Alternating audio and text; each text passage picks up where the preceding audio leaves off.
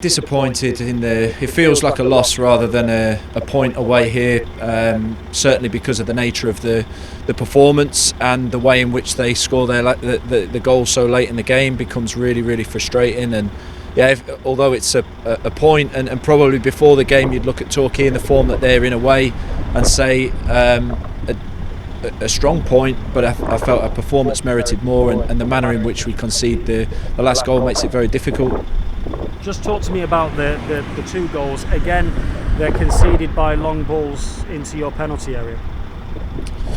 Yeah, it's a problem that needs solving. I've seen it since I've been in, and I think it's a little bit also just about our mindset. We need to stay much calmer and more focused in those final stages, because we defended long throws earlier in the game, but that stage of the game, a little bit of anxiety there, and they need to get over that, and we need to defend that properly, because they don't create a wonderful chance. It's long balls and set plays, and really that should be the easiest thing to play against. The signal's just breaking up a little bit, and for those listening, to explain why you're having to do this from out on the street in the elements rather than inside a Plainmoor.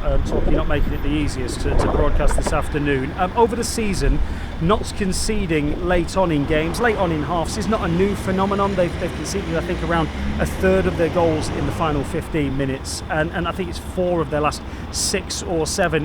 If that is an issue, as you allude to there, Ian, how do you coach that out of your team? I don't think it's so much about the coaching, to be quite honest with you. It's more to do with I think it's a mindset and a mentality. You have that feeling when you've been in that position where you've scored late goals, you kind of feel, right, something's coming in, you've got that kind of positivity. Right now, we've been a little bit vulnerable on these situations, and I think we just have to, us from the bench and the players on the pitch need to stay calm and focused right until the end of the game, because the minute it becomes frantic and stressed, I think it plays into the opponent's hand.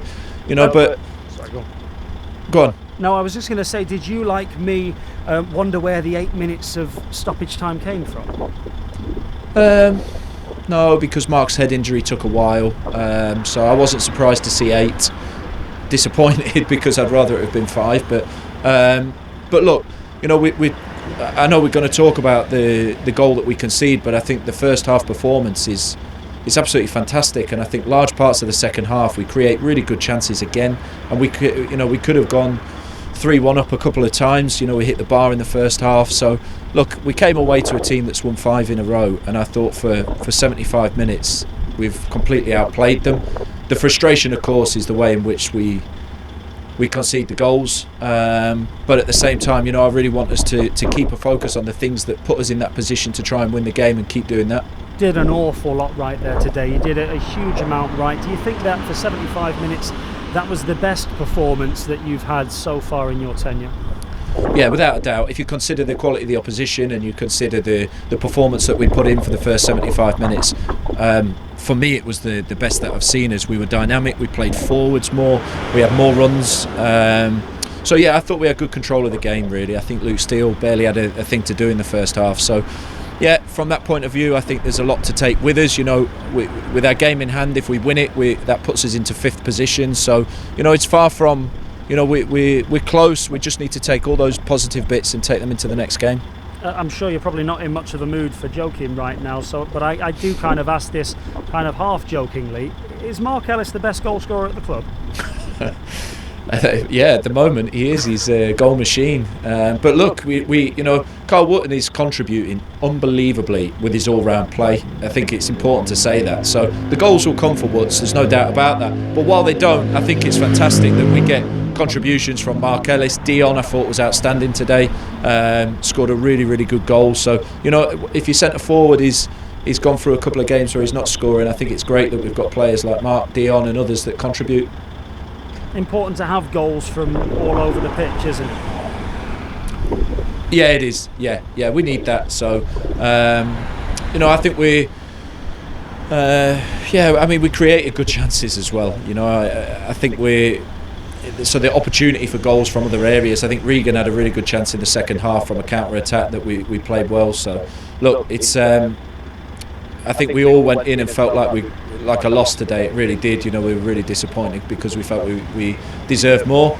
But it was a point, and I think that we need to look at those one or two areas that weren't good enough today that cost us the 3 points and go for that again on Tuesday. Did you feel like it was the sort of performance that was kind of built on an entire week of training, which was the first that you managed to have because of the congestion of fixtures? Yeah.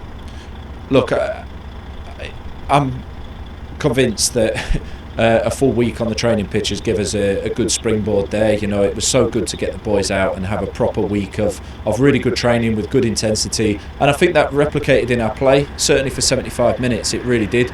It's not a surprise for me that it's the first time we've been able to get out on the training pitch and we've been able to produce a really good performance. Now, sadly, we don't have so many more trainings before the end of the season, so now we have to really take those pictures that were good and we have to now implement them in every game.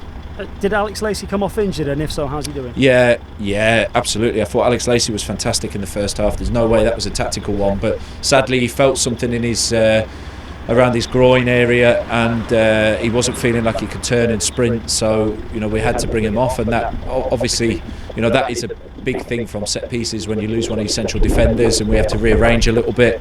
The same as Jim O'Brien. Jim O'Brien I thought was outstanding, but again he just felt something, so it was that run where he went through and almost scored, and he felt something and he had to come off, so we had a couple of forced changes in there which never helped.